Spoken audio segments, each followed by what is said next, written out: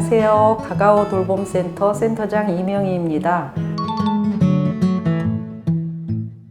저는 2005년 영등포 지역자활센터에 입사하여 어르신, 장애인, 질환자 가정에 지원사와 요양보호사를 파견하는 돌봄 사업을 맡아 진행하다가 2015년 사회적 협동조합으로 전환해서 2020년까지 가가오 이사장을 수행했고 지금은 센터장을 맡고 있습니다. 우리 가가오 돌봄센터는 몸이 불편한 어르신과 장애인, 질환자, 긴급 돌봄이 필요한 가정을 방문하여 서비스 이용자에게 필요한 맞춤 돌봄 서비스, 좋은 돌봄 서비스를 제공하고 지속 가능한 일자리 창출을 목표로 설립된 비영리 사회적 협동조합입니다. 우리 가가오 돌봄센터는 영등포 지역자활센터에서 2004년 9월부터 중장년 경력 단절자 일자리 창출을 목표로 구청에서 위탁한 가사간병 사업부터 시작해서 2007년 5월 장애인 바우처와 노인돌봄 바우처를 지정받았습니다. 2008년 7월부터 장교양 서비스가 전국적으로 실시되고 돌봄 서비스가 다양해지면서 중장년층 일자리로 안착되었습니다. 잘 알다시피 2012년 12월 협동조합 기본법이 시행되자 우리 센터도 7년 이상 돌봄 사업을 위탁해온 영등포 지역자활센터라는 익숙한 울타리에 안주하지 않고 새로운 협동조합을 고민하기 시작했습니다. 엄밀히 말하면 가가오는 창업이 아니라 건강한 돌봄 공동체를 추구해온 지역자활센터에서 비영리 협동조합으로 독립 전환하여 돌봄 전문 기업으로 흘러서기를 한 케이스라고 할 수 있습니다. 사회적 약자를 돌보고 지속 가능한 일자리 창출이라는 사회적 목적을 실현하는 사회적 경제로 옷을 갈아입은 것이지요. 가가오 돌봄센터의 돌봄 서비스는 다양합니다. 첫 번째로 만 6세부터 만 65세 미만까지 신체적으로 정신적으로 장애가 있어서 일상생활이 어려운 분들의 가사지원과 정서지원, 신체활동지원, 동행 서비스를 지원하는 사업입니다.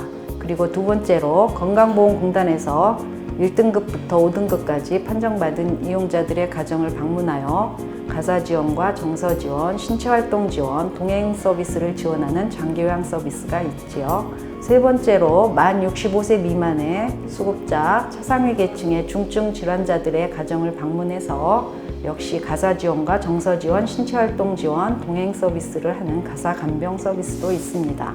네 번째로 만 50세 이상 긴급하게 돌봄이 필요한 대상에 일시재가 동행 서비스를 제공하는 SOS 돌봄 서비스가 있습니다. 이용자에게 필요한 맞춤 지원 서비스 제공으로 당사자는 물론 이용자 가족들이 겪는 어려움을 함께 나누고 그분들의 삶의 질 향상을 위해 애쓰고 있습니다. 장점이 그리 많진 않지만 꼭 꼽아보라면 첫 번째, 가가오는 정년이 없는 직장입니다. 5년 이상 된 장기 근속자가 35% 이상을 차지함으로써 비교적 장기 근속률이 높은 편입니다. 그리고 두 번째로 장애인, 결혼 이민자, 고령자 등 취약계층 고용률이 75% 이상으로 고용에 취약한 분들의 일자리 창출에 기여하는 기업으로 본인 건강이 허락되는 한 맘 놓고 일할 수 있는 일터 공동체를 지향합니다. 네, 마지막으로 연말이 되면 소액이지만 수익금 일부를 사회복지 공동모금회에 기부하고 산불 이재민 돕기나 코로나 성금 기탁과 함께 직원복지 향상을 위해 노력하고 있습니다. 연 2회 공동체 행사와 조합원의 날 행사, 장기 근속자 시상, 명절 선물 지급, 단체 상해보험 가입 등 소소하지만 조합원들이 소속감과 긍지를 느낄 수 있도록 노력하고 있습니다. 사회적 약자를 돌보는 일은 사실은 사회적 경제 기업만이 하는 것은 아니지만 영리 목적이 아닌 비영리 기업들이 돌봄 현안을 공동체 마인드로 접근하여 지역 통합 돌봄을 위해 연대하고 활로를 모색하는 노력은 의미 있는 일이라고 생각됩니다. 다른 자치구에서 사회적 경제 기관들이 함께 모여서 지역 자선화를 이뤄내고 지역 주민을 위해 건강 소모임이나 정보 나눔, 공간 공유 등 지역사회에 공헌하면서 건강한 마을 공동체를 이뤄내는 사례들을 종종 보게 됩니다. 우리 영등포 지역에서도 사회적 경제 기관들이 더디지만 착실하게 선진 기업들을 벤치마킹하다 보면 의미 있는 결과가 나오지 않을까 생각됩니다. 저희들이 10년 넘게 다양한 돌봄 사업에 참여하면서 좋았던 기억이나 보람 있었던 일도 많지만 여전히 아쉬운 점은 이용자와 보호자의 돌봄 서비스에 대한 인식 전환이 참 더디다는 점입니다. 언론 매체를 통해서 돌봄 서비스의 올바른 이해를 위한 캠페인을 지속적으로 하고 있지만 쉽게 바뀌지는 않는 것 같습니다.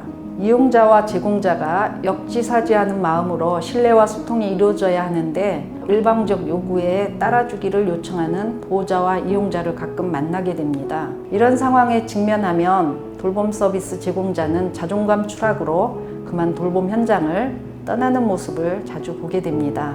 우리가 언젠가는 늙고 병들거나 갑작스럽게 장애를 입을 수 있는 상황인데 대체 불가한 돌봄 서비스를 받는 사람이나 제공하는 사람이 한 발씩만 양보하고 배려해주는 마음이 없다면 갈등은 지속적으로 생길 수 있는 것이지요.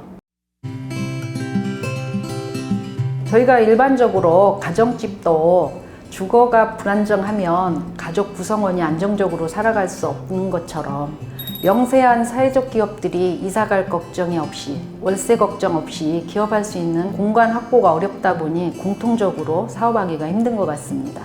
사회적 경제 기업들의 노력이 가시적으로 성과가 나오려면 우선 안정적인 공간을 확보하여 서로 시너지를 주고 윈윈하며 성장할 수 있는 계기가 마련돼야 되는데 특별히 돌봄 영역의 사회적 기업들만 해도 규모가 고만고만하다 보니 확장성이 낮고 의기투합하는 마음과 열정은 있지만 함께 성장하는 것이 한계가 있다고 보여집니다.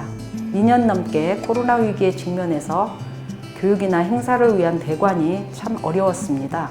기본적으로 100여 명이 함께 할 수 있는 교육이나 행사, 소모임 할 수 있는 공간 마련이 시급하다고 생각됩니다. 이러한 공간 마련이 된다면 지역 주민들에게도 교육 기회와 소모임 지원으로 기여할 수 있고 매출 확대와 고용 창출이 자연스럽게 이어질 것이라고 판단됩니다. 가가오 돌봄센터는 수익 창출만이 목적이 아니라 조합원들과 지역 주민들 함께 소통하며 상생을 꿈꾸는 비영리 돌봄 공동체인 만큼 뜻을 같이 하는 사회적 경제 기업들과 함께 성장해 나갔으면 좋겠습니다. 똑같은 서비스를 제공하고 이용하더라도 지역 주민과 지자체에서 사회적 경제 기관에 더욱더 적극적인 애정과 관심을 가져주시고 함께 좋은 돌봄을 정착해 나갈 수 있기를 고대합니다. 감사합니다.